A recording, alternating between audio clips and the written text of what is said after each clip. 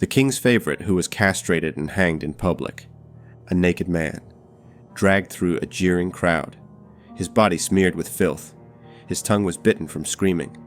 The queen stood above him, silent, watching, and when they cut off his genitals, they burned them in front of his face. This was not justice. This was punishment crafted with hate. He had been the most powerful man in England, second only to the king. He controlled the crown, the court, the treasury. He took what he wanted: land, gold, bodies. But what he couldn't take was loyalty. The nobles turned. The people rioted. The queen led an invasion, and the king's favorite was reduced to meat. This is the real death of Hugh Despenser the Younger, a man whose rise was fueled by greed, and whose fall was so violent it shook the throne itself. And what happened next made even the executioner pause. Hugh Despenser the Younger was not born into greatness. He came from a noble family, but it was a family of modest influence. His father, Hugh Despenser the Elder, had gained favor under King Edward I, but the son would go further, much further. What Despenser lacked in nobility of blood, he made up for with ambition that bordered on obsession. He wanted power, not through war or honor, but through proximity to the throne. In 1306, Hugh married Eleanor de Clare, the granddaughter of Edward I and niece of Edward II. This union, arranged more for politics than affection, would open doors no soldier or statesman could unlock. When Eleanor's brother died at the Battle of Bannockburn in 1314, she became one of the richest women in the country. Through her, Despenser inherited vast estates in Wales, and with those lands came influence. At first, Despenser's rise seemed harmless. He was a young noble with royal connections. He served at court. He acted as chamberlain, but those who paid attention noticed something darker taking shape. After the king's first favorite, Piers Gaveston, was executed by disgruntled lords, Edward II was left isolated, wounded, and desperate for loyalty. That void is where Despenser made his move. He positioned himself not just as a servant, but as a companion. He offered comfort, counsel, and quiet manipulation. By 1320, Hugh Despenser the Younger had become the king's closest advisor. He wielded royal authority like a weapon.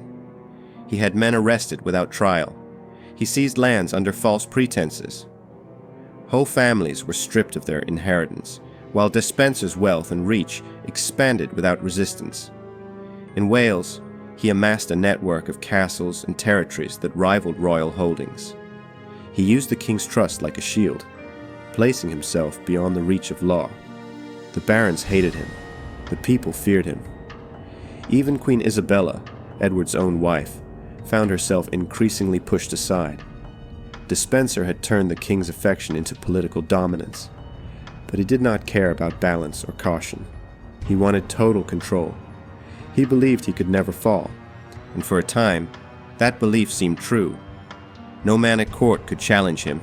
No law could touch him. He had the king's favor, and in England, that was power enough to do anything, until it wasn't. Before we move on, we want to thank you for listening.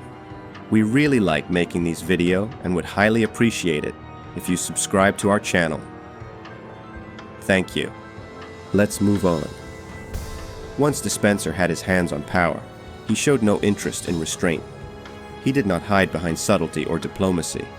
Instead, he became the embodiment of unchecked greed. Through his marriage to Eleanor, he had inherited immense wealth, but it was not enough. Despenser began using royal authority to acquire even more by manipulation and outright theft.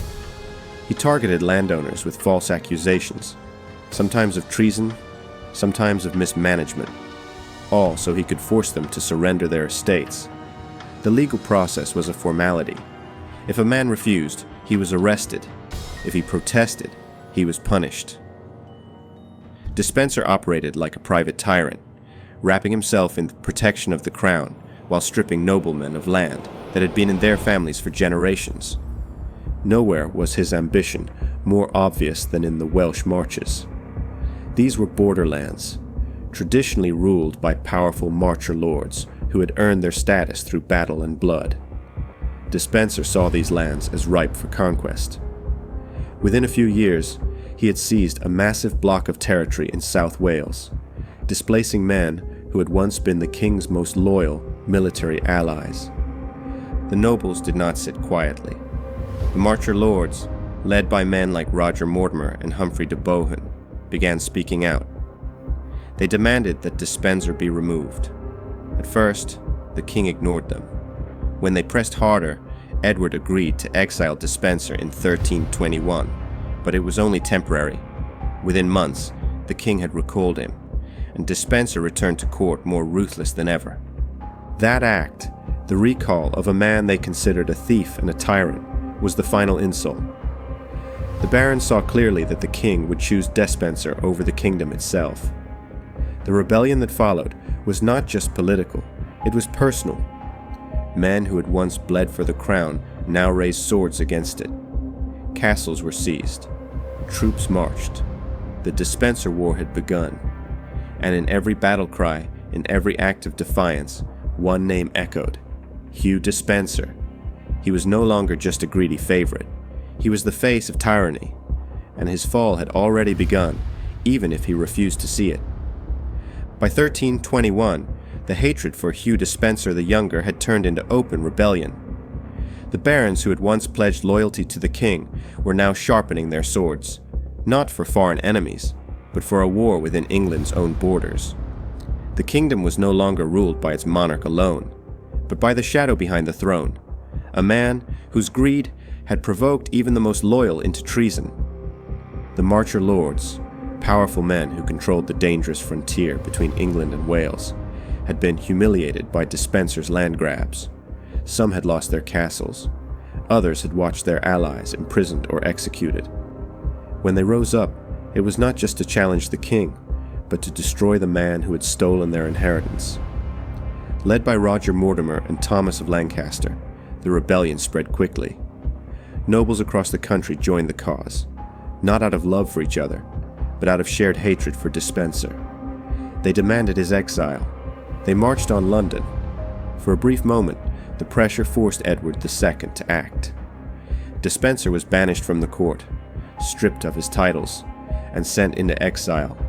But it was all a performance.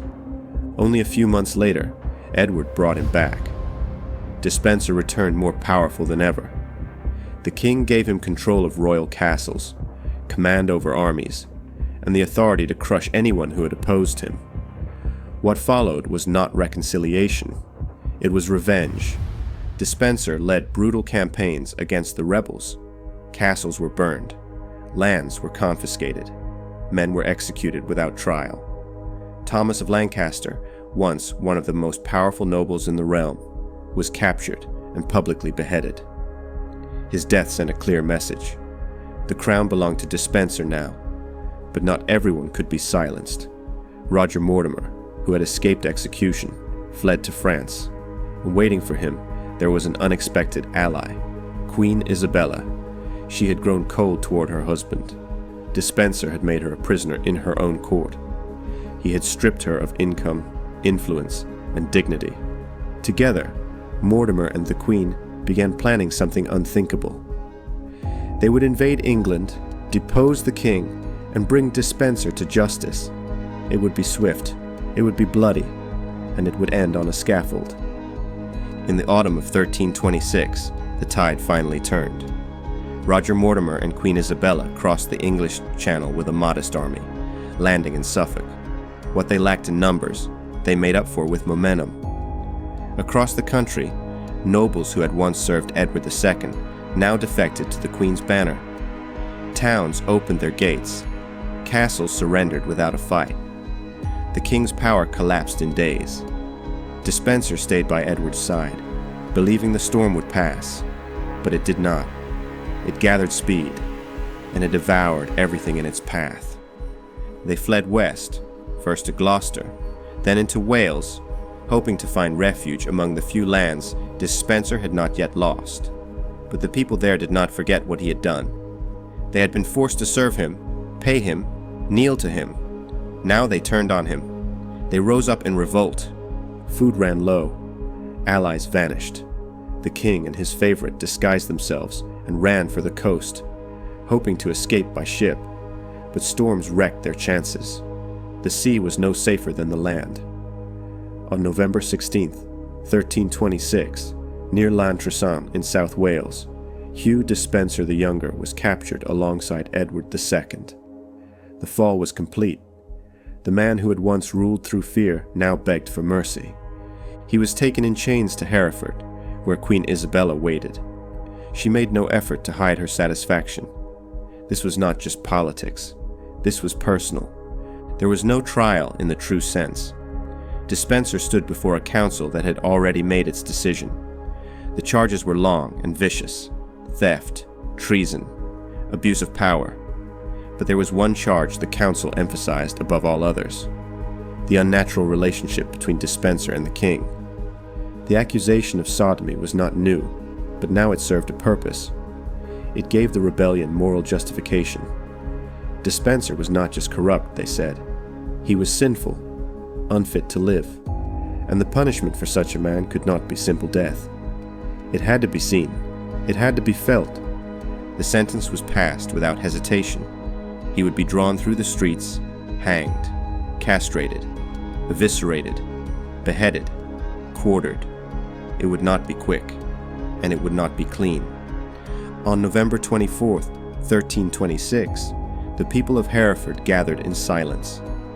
What stood before them was not a scaffold, but a stage, a spectacle carefully arranged to humiliate and destroy a man who once believed he was untouchable. Hugh Despenser the Younger had been stripped of everything: his title, his wealth, his protection. All that remained was his body, and that too would be taken from him. He was dragged through the streets tied to a wooden hurdle, his face pressed into dirt, stones tearing into his flesh. The crowd threw filth, spit, and worse. He did not plead. He did not scream. His mouth was clamped shut, either in terror or stubbornness. When he reached the gallows, the air was thick with smoke. A fire had been built, not to burn his body, but to consume what made him a man. They hanged him, but not to death, just long enough to choke, just long enough to feel the blood rush from his face and the air abandon his lungs. They cut him down while he still twitched. What came next was the real sentence. They tied his legs. They forced his arms back. Then, slowly, with the fire roaring inches from his eyes, they sliced off his genitals and threw them into the flames. The smoke curled upward. The crowd roared, and Despenser, for the first time, screamed. The executioners opened his abdomen, pulling his intestines out by hand. Inch by inch, they dragged his entrails into the fire, making sure he stayed alive long enough to feel it. His heart was removed last. Some said he was still conscious when it was pulled from his chest. They beheaded what was left. Then they cut the corpse into quarters. Each piece was sent to a different part of the kingdom: York, Bristol, Dover, and Newcastle, nailed high for the public to see. This was not about justice. It was about power, about sending a message. The Queen watched it all without flinching. And when it was over, the blood still fresh in the mud, the crowd did not cheer. They stared, silent, dazed, as if unsure whether they had just witnessed punishment or something far darker. When the execution was over, nothing remained of Hugh Despenser but scattered remains and a kingdom split by trauma. His head, boiled and tarred, stood on London Bridge. His limbs hung above gates and towers. His heart was burned, blackened, and unmarked, and lost to the fire. But it was not just his body that was dismantled. It was everything he had built. The castles he had claimed were seized. The titles he had stolen were stripped away. His estates, once symbols of unmatched power, were picked apart and handed to men who had once feared him. Every trace of his influence was scrubbed from the court. His name, once whispered with dread, was now spoken only with hatred. Queen Isabella stood at the center of this new order. For the first time in years, she held authority. Her husband, Edward II, had been captured alongside Despenser. But while one was executed publicly, the other disappeared quietly. Edward was imprisoned, moved from castle to castle, until finally he too met a strange and brutal end. Rumored to have been murdered with a red-hot poker in 1327. Roger Mortimer, now the Queen's lover and ally, became the de facto ruler of England. But power built on vengeance is unstable. Within a few years, he too would be executed, not with fire or knives, but with a rope. Hanged like a common criminal by the very boy king he helped place on the throne, Edward III. As for Despenser's family, they were scattered. His father had been executed just a month before him, thrown from the top of Bristol's gatehouse and beheaded in front of cheering crowds. His wife, Eleanor, was imprisoned. His children were shamed, their names dragging the weight of their father's crimes. But the silence left in his wake was louder than his screams. For years, no one dared build that high, climb that fast, or wield power so brazenly in a royal court. What Despenser had done, and what was done to him, became a warning. Favor with a king might bring wealth, land, and titles. But when it turns, it brings fire, chains, and death. And nothing, not even a queen, will stop what comes next. Hugh Despenser the Younger did not leave behind a legacy of triumph or glory. He left behind a memory that was raw, violent, and unforgettable. His name became shorthand for corruption. His death, a lesson carved into the minds of every noble who dared rise too high. For decades after, the court grew cautious. Kings chose their advisors more carefully. Favorites were watched, measured, and questioned. No one wanted another Despenser. The blood in the mud at Hereford had soaked deeper than anyone expected. It had changed the tone of power. It had shown what happened when a single man blurred the lines between loyalty and control. Even generations later, Despenser's name was invoked in whispers. Chroniclers did not speak of him with pity. They called him arrogant, cruel, and deviant. They spoke of his punishment not as excessive, but as deserved. Justice, they said, had been served with a knife. But beneath that narrative, something else lingered, a discomfort. Because what happened to Despenser wasn't justice. It was theater, a calculated public display meant to terrify more than punish. His execution was not swift or hidden. It was slow, loud, and spectacular. It was meant to draw the eyes of a kingdom and burn itself into the minds of its people. And it worked. After Despenser, no court favorite was ever truly safe. The higher they rose, the more fragile their footing became. Ambition turned to caution. Loyalty turned to paranoia. Kings watched their own allies with suspicion, remembering how close Despenser had come to ruling the crown itself. The pain inflicted on his body had a purpose, to break the illusion that anyone, even the king's chosen, could be untouchable. Despenser's story did not end at the scaffold. It ended in the silence that followed, in the courtiers who spoke less boldly, in the nobles who stopped trusting monarchs, in the queens who remembered that patience could be deadlier than armies, and in every man who saw power not as a gift, but as a curse, waiting to be torn away.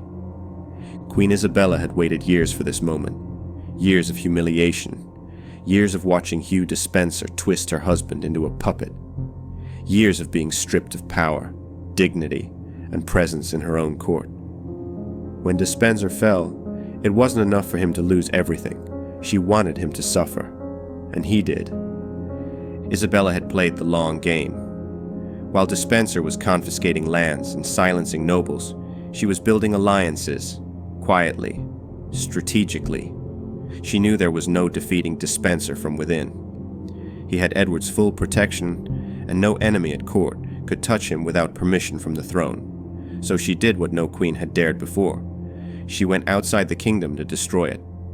In France, she aligned with Roger Mortimer, a nobleman who hated Despenser as deeply as she did.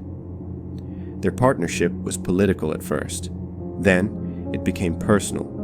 The two of them shared a vision, remove the king, eliminate Despenser, and restore England to some form of balance. But Isabella wasn't seeking balance. She was seeking justice. When the invasion came, it was over almost before it began. The nobles joined her cause. The people turned. The king fled. Despenser ran beside him, terrified, helpless without his throne to shield him. And when he was dragged before the queen, covered in filth and fear, she looked at him not with anger, but with cold satisfaction. She made sure his execution was the most brutal in memory, not hidden, not quick, but public, precise, and agonizing. She wanted him remembered, not as a noble, not as a favorite, but as a warning. And he was. She stripped him of every protection he had used to humiliate her. His authority, his body, his name. All of it burned away under her gaze. And in doing so, she didn't just reclaim her power, she redefined it. They called him the King's Shadow, the real ruler behind the crown. But shadows don't last in the fire. Hugh Despenser rose too high, took too much, and believed no one could bring him down. He was wrong. In the end, he wasn't just destroyed. He was erased. What remained wasn't a man. It was a bad memory and a warning. For every whisper in every royal hall, for every hand reaching toward a crown, for every favorite who thinks the king's love will protect them, it won't. Because when the crown turns against you, it doesn't kill fast. It kills for the world to see. If you came this far, make sure to click the next video that's on the screen right now. Subscribe to stay engaged for more content.